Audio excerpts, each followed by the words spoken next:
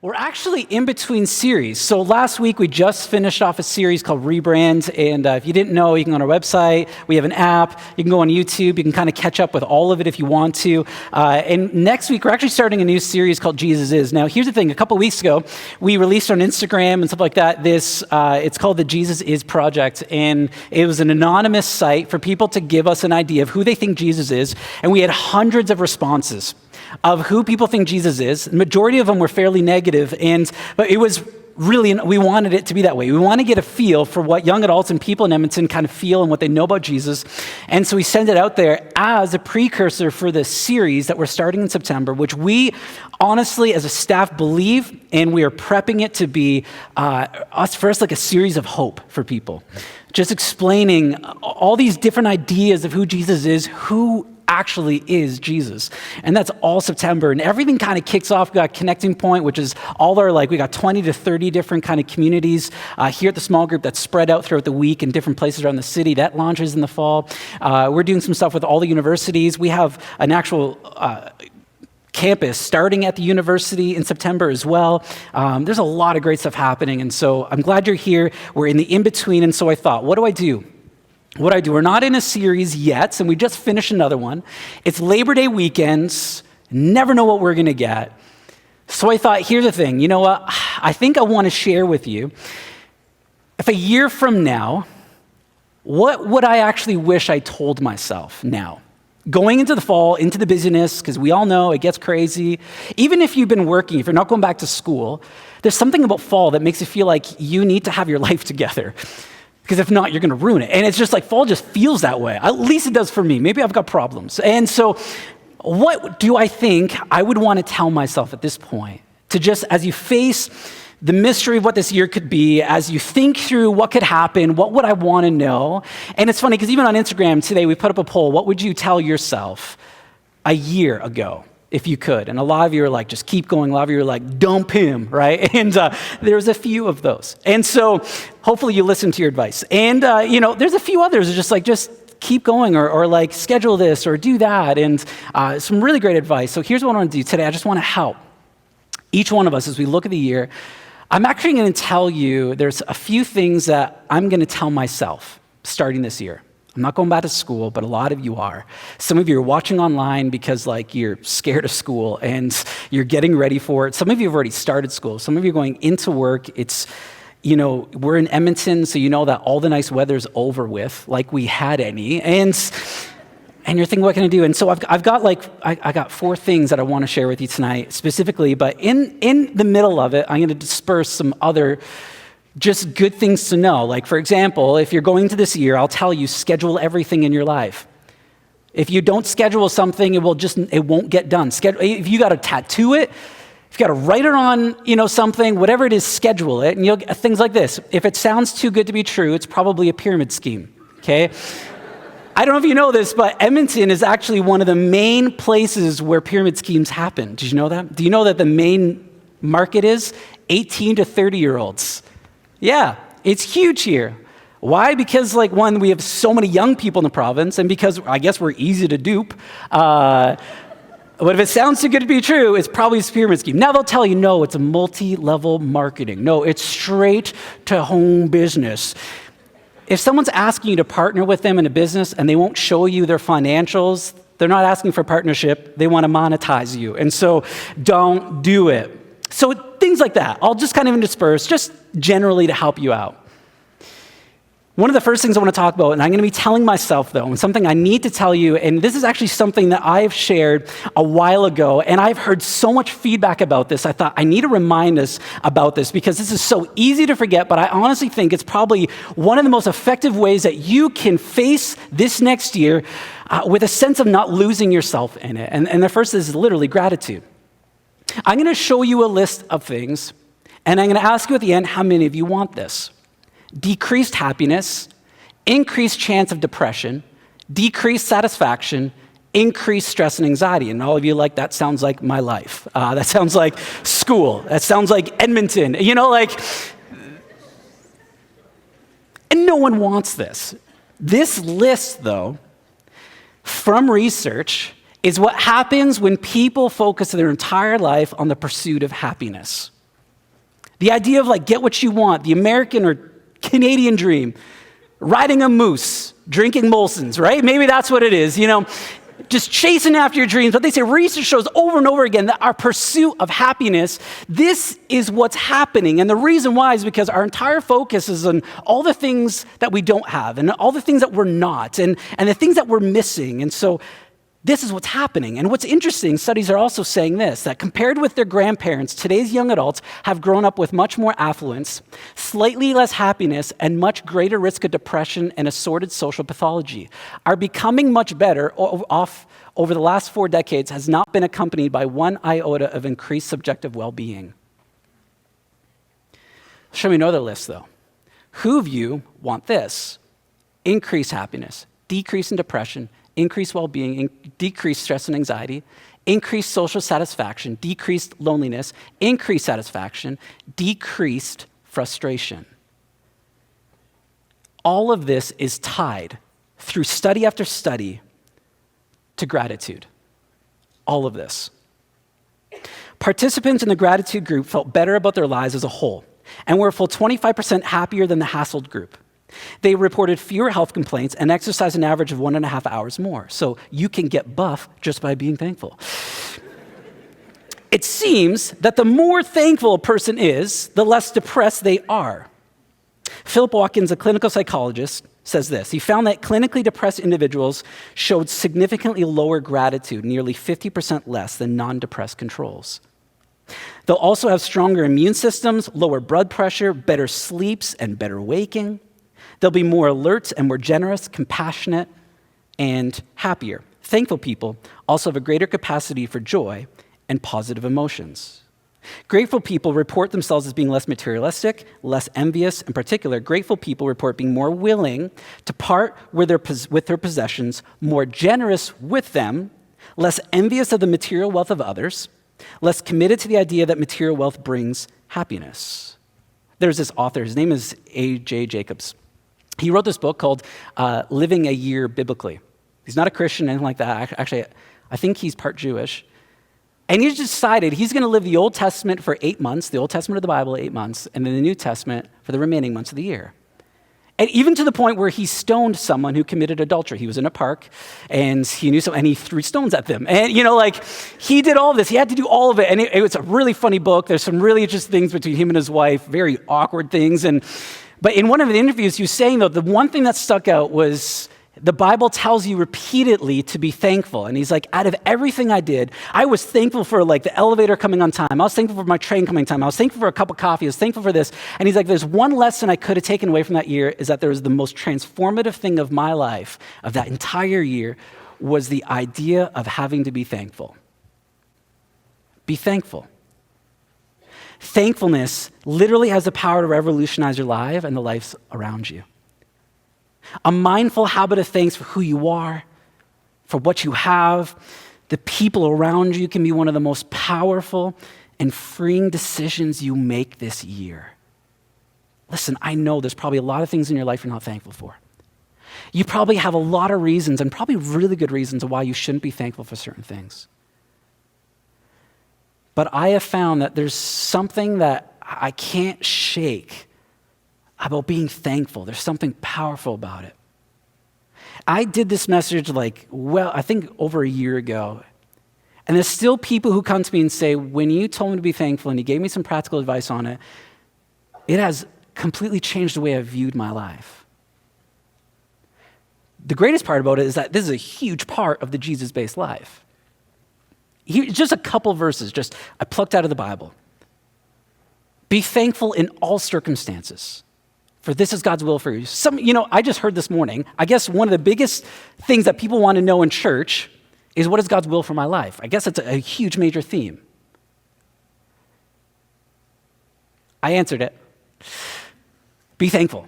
And you're like, that's too easy. It's not. Really, it's not. Thankfulness seems easy, but it's incredibly difficult. You know what thankful does? Thankful reminds you that God is at work in your life right now. Some of you are wanting more. Some of you are wanting better. But your pursuit of better is going to make you crazy and depressed. But the pursuit of thankfulness for where you are, for who you are, and what you have, and who's around you, that is God's will. It changes your life. In fact, the Bible goes as far as saying this: enter his gates with thanksgiving, go into his courts, basically come into the presence of God with thanksgiving. This is how you come into the presence of God. It's with thankfulness, with gratitude. But I say the biggest difference, though, the biggest difference between people who are, who sustain the increased levels of satisfaction, who sustain the decreased levels of depression, the difference is between those who maybe do it in a moment and those who actually make a mindful habit of it. That it's only those who make a mindful habit, and this is why I'm saying this is one of the main things you should think about going into the year, make a mindful habit of being thankful, of gratitude. So here's the thing. Here's what I want to help you out with.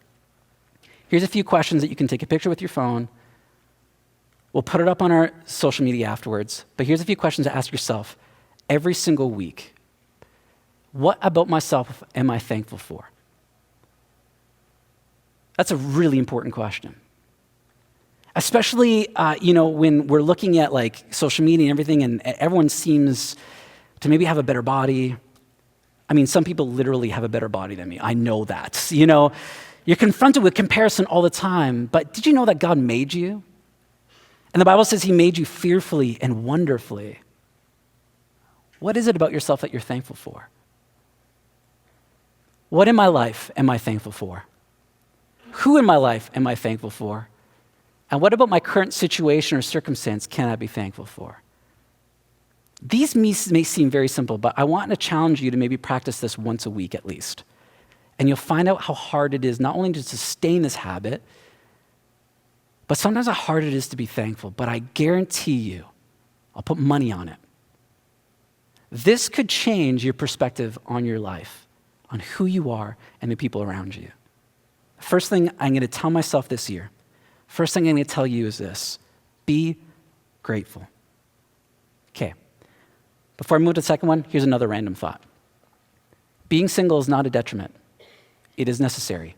You are whole. Don't try desperately to get out. The reason why I share this is because I get a lot of people who are like, how do I deal with my single life? How do I get out of it? No. Just because you're single doesn't mean that you are not whole. You are a whole person. Being single is absolutely necessary. It is good. And some of your fears of being single is only because you've not dealt with your loneliness. Being single is a very good thing. Celebrate your singleness. It's okay. And I would say this: it makes two healthy people to make a healthy relationship. Two desperate people in a relationship make a very desperate situation. And some of you are compromising in ways you shouldn't because you're desperate about loneliness. Listen, loneliness is your issue, not singleness. That's a whole other issue, and that's something that we can work through. That's something that you can work through. You can find help. But if you're single, high five yourself because you're single. Yeah, awesome. And be thankful. I felt like I had to say that tonight.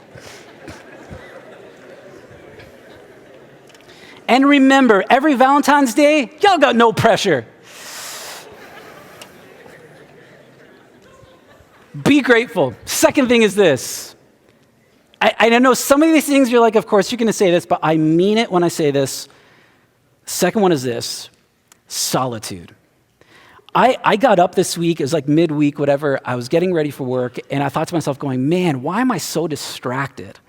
Like I feel distracted, I feel hurried, I know there's lots to do, I felt so busy, and I felt like as I was getting ready, whatever, and I was thinking out loud, and I was praying just kind of in my head about it, I felt like God said to me, he's like, well, when was the last time that you just stopped and paused for a moment?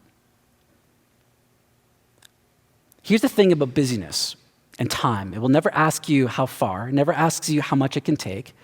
It'll never ask you if you want it to stop. It's never going to ask your permission. Time and busyness will always go. And that's why it's always really easy for the pressures, for circumstances, others, people's expectations, busyness to define who you become and what your actual life becomes, what your year will look like at the end of it.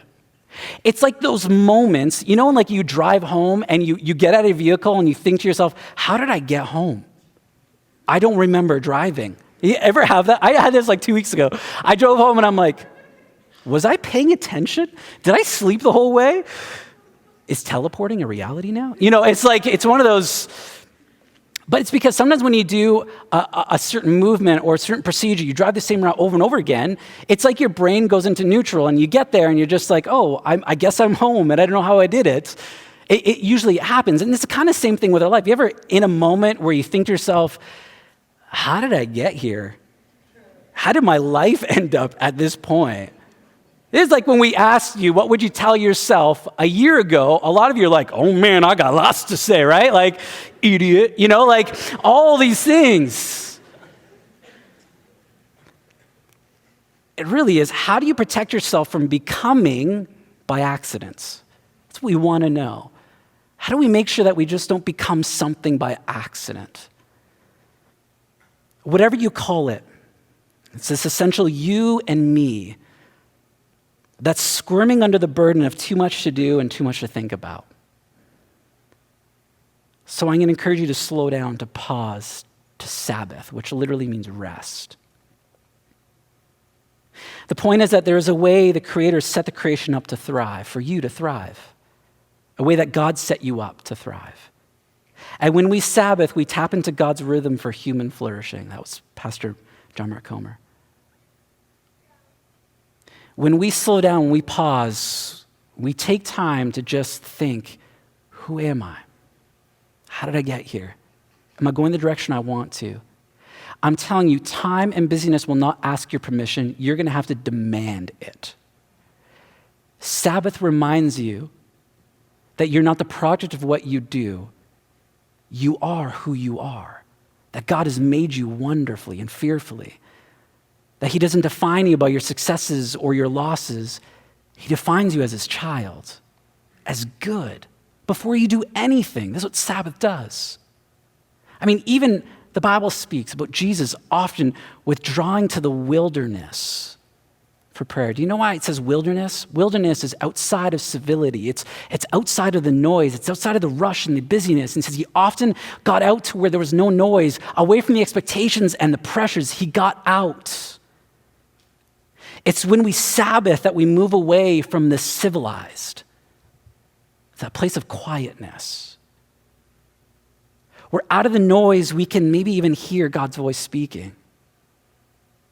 I know sometimes we're worried about what we tell ourselves or what we're hearing when we're alone by ourselves in a room. And sometimes we're like, I get there and all I am is distracted, or I hear that fuzziness in my ears the whole time. It's just like, the whole time, right? Like, what do I do?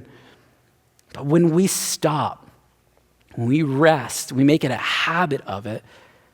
This is actually, I find, where you can start hearing God's voice. You can start hearing that internal voice. You can start coming awake again. This is where I think prayer and scripture comes into it too. When we pray, we respond to what we read in the Bible. I'm not saying that you got to okay, good, I'm going to set up 3 hours to just pray and read. No, because you're probably not going to keep doing that. You can get in 5 minutes, you're going to be like, right? And maybe some of you need that, right? I'm just saying, take a moment, breathe a little bit. I always tell people, a good way to start, sometimes just read a psalm, or there's 31 Proverbs in the book of Proverbs. And some of you have never read the Bible before. Proverbs is actually a pretty cool place to start because it just sounds like someone super smart saying super smart things over and over again for 31 chapters. And it's super practical advice. And maybe just read one a day for a month. Just maybe that's where you got to start. Maybe you start in the story of Jesus and you just read a few verses and you think about it and you pray, but that's where you listen to God's voice. I think it's where you need to enjoy what brings you great joy. Sabbath means to enjoy your life. It means to enjoy the products of your fruit. It means to take time to do the things that you love to do, and you've got to take time to do that. It means it's time for you to assess, am I happy with the direction I'm going? Is this good? Well, how do I do this? How do you set this up? Schedule it. Like I said, we can schedule everything, schedule it. Make it just a day in your week where you're just like, I'm just going to do the things that I love to do. I'm not going to feel no pressure. I'm not going to feel bad if I sleep until 1:30. I'm not going to feel bad about it. It's my Sabbath. Be accountable to it. Find someone who can keep you accountable to it. Someone who will yell at you if you need to be yelled at. Rest and be unhurried. It's rest, just sleep. Do it. Don't do homework. Make sure you get everything prepped before you need to just enjoy the Sabbath day. It's time to worship, or it means like if you are someone who follows Jesus, take a moment to express your thankfulness towards God. Take a moment to express the things that you feel about God. Even if you don't follow Jesus and you're wondering about it, I would say like the things that you think about Jesus, or even if they're angry things or doubts or questions, that's where you raise it. You take time to process those things. You bring it up before God. He's not like, oh my me, I didn't see this coming, right? Like he's God. He's big enough to handle it. Like if you read the Bible, it's full of people wondering and wandering. Do that. And then take a break from social media. Put your phone down. Put it away. And I got to tell you, I'm not saying these things because I'm great at this.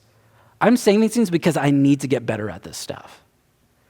But take a bit of rest from social media and come to the project. Next, a random thing. If your bank account tells you that you're broke as a joke, you don't need it. I think the best financial advice I can give you, if you don't have money in your bank account to buy it now, don't buy it. Spend less than what you make. It is probably the best advice I can give you. If someone says, take it home now and pay later, you will pay a lot more later for it than you want to. If you're broke, you don't need it. There's other ways around it. Now, if you're like, no, literally, I can't buy a can of food, like that's a bit of a different problem. But if you're like, I think I need a 58-inch TV and an Xbox with an Xbox Live subscription and, on and on, you probably don't need it. Third, your relationships. Nothing will be more influential in who you are becoming than the friends that you surround yourself with. I heard someone say this, show me your friends and I'll show you your future. I can't remember who they were, but I know it was somebody at some place, okay? This includes even if you are dating someone, your significant other. I have this theory. It's called, I don't really know what to call it. I say it's like 3 kind of areas of zones of friendships or circles that we can all have in our life and how we should kind of understand and see them. And it's not like I've written a book about it or that I'm some sort of social psychologist, but I've just seen it being true in my own life and other people's lives. And there's 3 kinds of relationships that we have. The first is the people who pull you forward. These are the relationships with people who maybe they encourage you to just like step out a little bit, encourage you to risk a little bit. Maybe they're people pushing you in your faith with Jesus. Maybe they're people who are pushing you in your career. Maybe they're people who are pushing you in your own personal life. These are people just helping you become you, and better versions of that and stronger versions of that. And they're encouraging you to move forward. They're people who are maybe they're risking stuff in their life. And so they encourage you to do that. These are the people that challenge you. These are really great friends to have. People are moving in the same direction. And maybe they're going different directions in their life, but they're moving forward. These are good people. These are the people you want to spend intimate time with. These are people you want to open your heart and your life to. These are the people that you let them kind of dig into your life and keep you accountable. These are great people to have in your life. Then there's those people who I say they keep you in neutral. These are people like my friend Sean, who literally, he's the kind of guy that just lets me be me. I don't have to be any better version of myself. These are really good friends to have. It's not like, I'm not meaning they're people just like they're eating Doritos in their parents' basement doing nothing. That's not what I'm saying. They're people you can just have fun with. You can go out with. It's just like you enjoy each other's company. You just are who you are. You can kind of take a break from work, all that stuff. These are good people. They remind you to be you. These are great relationships to have. They may not really encourage you to just grow in a huge way. They'll be like, yeah, keep going. That's really awesome. So want to go and eat? They're those kinds of people. You need those people in your life. These are people I think if you spend really, really thick quality time with these people, the good thing about it is that you kind of discover who you are in it. But these weren't people who will literally drive you towards really betterment. And that's okay. You need these people in your life. Then there's those who I say they pull you back. They're not where you're at. But you'll hear a lot of people tell you, cut bad people out of your life. I don't like that advice. I actually think it's really privileged advice. Here's what I think. Here's what we need to understand of ourselves. Every single one of us are on a journey. Whether you believe in God or not, I believe that God is working things in everyone's life, and we respond to him in different ways and different times. And I always think there may be someone in your life who maybe is just not hearing. Maybe they're people who are just like, they're just not there yet. These are these people. They remind you that at some points in your life and at some times in your life and maybe even some areas of your current life, that's kind of where you are. And those are people who just like, they're just not wanting to grow yet. They're not there. Maybe they're just stuck in a place. And the thing is not to leave them behind. I don't think that's what we do. I think those are the kind of people that we serve. Those are the kind of people that we love. Those are the people we pray for in our life. Those people we make sure that they know we're in their corner, that when they're ready to move, you're there for them, you're there with them. Yeah, I know that there's like really toxic people. I know there's people who just like, they kind of eat life. They kind of just destroy things. And I know there's got to be healthy boundaries, and that's really great. But to cut yourself off from people, I always say this, well, who's going to be the people who pull them forward if you're out of their life? What kind of example can you set for these people by the way you live? I mean, that's what the Bible tells us, set an example by the way you live and how you love. Who are the people in their life? And I think we need to have these people in our life. You serve them, you love them, but I don't think you're going to find you in them. Maybe they're not the kind of people that will pull you forward. Maybe the kind of people that drain you a little bit, but they're the kind of people who need you in their life a little bit too. Don't forget them. They need to be part of your life as well. Who are the people that pull you forward? Those are the people that you know when you need encouragement to keep going, those are the people who are going to push you forward, right? Who are the people who keep you neutral? These people just remind you to be you, to enjoy life, to have fun, to have a good time. I'm not saying like, no, you're my forward person. We can't go see a movie. That's for my neutral people. You know, like I'm not saying that. Like, you know, hey, you pull me back, you lose. No, I'm not. That's not what I'm saying. Identify these people in your life so that you know what season you're in and be like, hey, you know what? Like, I just need some encouragement. I need to be challenged. You know, I'm doing this workout challenge with a friend of mine. And whenever he's winning, I'm like, oh, no, you don't, right? Like, and so I'll try to get more points over him. You know, it's one of the ways that he just kind of encourages me to just stay active or whatever. And so there's these people. But I just think, who are the people pull you forward? Who are the people keep you neutral? And who are the people that remind you that you need to be the one who pulls them forward as well? Who are those people in your life? Identify them, because I'm telling you, nothing will be as significant to your growth and development than the people you choose to surround your life with. I mean it. If you look around your life and all your friends are just as lost as you're all going to keep each other from being found. Find someone who can help. Random thought. You are only responsible for what you know now. Tomorrow is not your problem or your solution. I have, this is something that has kind of come up a little bit more often in my own life, but other things. I think we're always people wanting to move to what's next, to what's better. Can I just relieve a little pressure off of you? You're not responsible for what happens tomorrow or 10 years from now. People are like, what's your 5-year plan? To be alive. That's what my plan is, okay? You need to know you are only responsible for what you know now and what you do with that information. If you're trying to make the best decision you possibly know right now, according to what you know and who you know and whatever position you're in, if you're just trying to make the best decision you can right now, then you are making the best decision you can right now. And that is all you're responsible for. Down the road, you're going to look back and go, that was a dumb idea. But I thought that was a great idea. And guess what? You just learned. You did a good thing. Some of you are so worried about what's going to happen after this and after that. I'm telling you, don't be worried about that. Even the Bible says, don't worry about tomorrow, for today has its own concerns. But seek what God desires for you today in the now. And God says, I'll take care of the rest. I've seen that in my life. I've seen it in other people's lives. Take responsibility for what you know now, not for what you don't know, okay? Last, others. The best discipleship, the best growth, best commitments you can make is the commitment you make to other people. In a life full of responsibility and busyness, it's easy to neglect others and their needs. It's the opposite of what we should do. I think nothing will shape you more, deeper, and quicker than committing to other people's lives. Listen, if you're here and you do follow Jesus, You're actually called to the other. I think in a culture, though, bent on individualism and plagued with loneliness, the call to live a gospel of hospitality and service can't be more clear or needed than it is today. All of us long to be known, to be noticed, to be wanted. What if we were the kind of people who made people feel that way?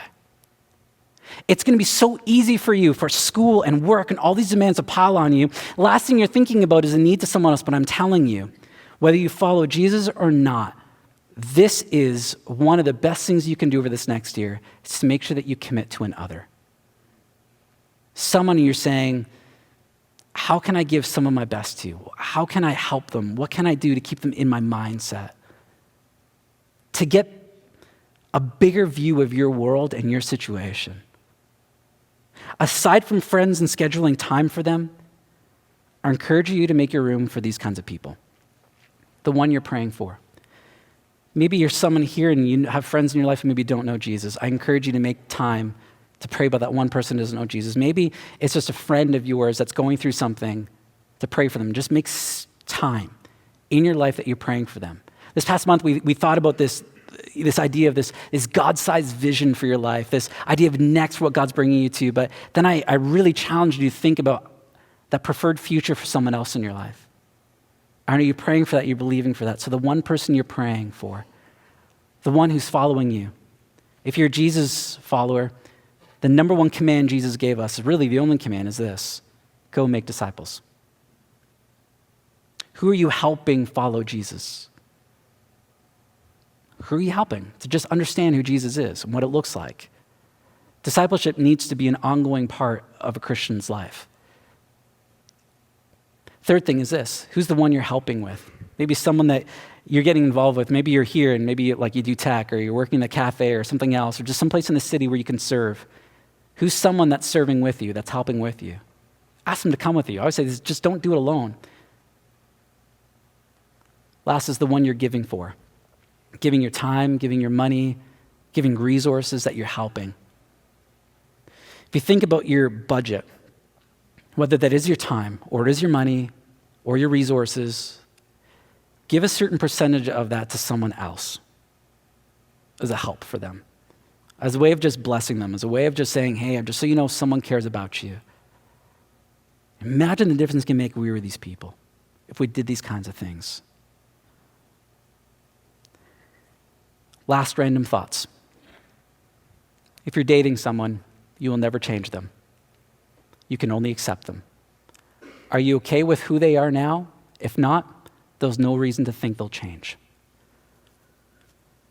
A lot of people are like, I'm going to get married, we're going to get married, they're going to change. And I tell them, that's a really high and unfair expectation to put on someone.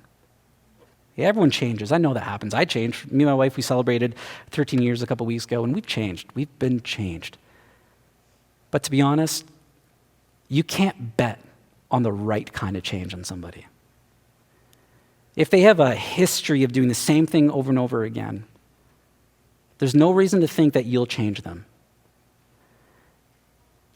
My encouragement to you is this: if you're really concerned about stuff in your relationship with someone, talk to someone about it, get some help, work through it, because a lot of people put a lot of pressure on themselves. And they get locked into situations that end up being more detrimental than helpful. I know that was a super random thought. Last, get a hobby, read a book, go outside, move regularly. Some of you students need to read that. Get a hobby, read a book, go outside, move regularly. Honestly, if you can do this every single week, huge benefits, huge change. Some of you are like, a book, read, you're like, I'm reading tons of books. I would say read recreationally, at least maybe one book every 2 months if you want to. Read something that's different. Get outside, get moving, get active. It's healthy. There's a lot of information. I know this was. But I hope that you see kind of my intentions behind this. I want you, we want you, we've been praying for you guys to honestly have the best year ahead. We believe God's best for you. We're praying God's best for you. We want you to have his best. We also want you to survive this year, and we want you to thrive this year. Here are a few things that I was telling myself, a few things I want to share with you. Guys, thanks for hanging out tonight. Thanks for being here. I pray you come back next week as we start a new Jesus Is series. Bring someone with you who maybe is wondering about Jesus. If they don't want to come, stay at home. Watch the live stream with them as we talk about who Jesus is, as we believe for a month full of hope. Let me pray for you before I let you go. God, I thank you for young adults. I thank you for the project. I thank you for everyone here today.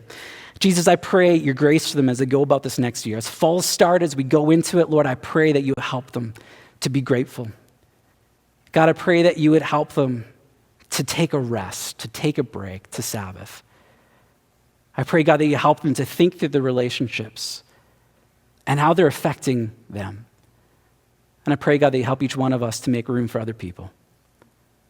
And God, more than anything, Lord, I pray that this year we'd sense a deeper sense of your presence, of your goodness, that those who are here who know you, God, would sense an increased sense of who you are and what you're doing in their life. And maybe those here tonight who don't know you.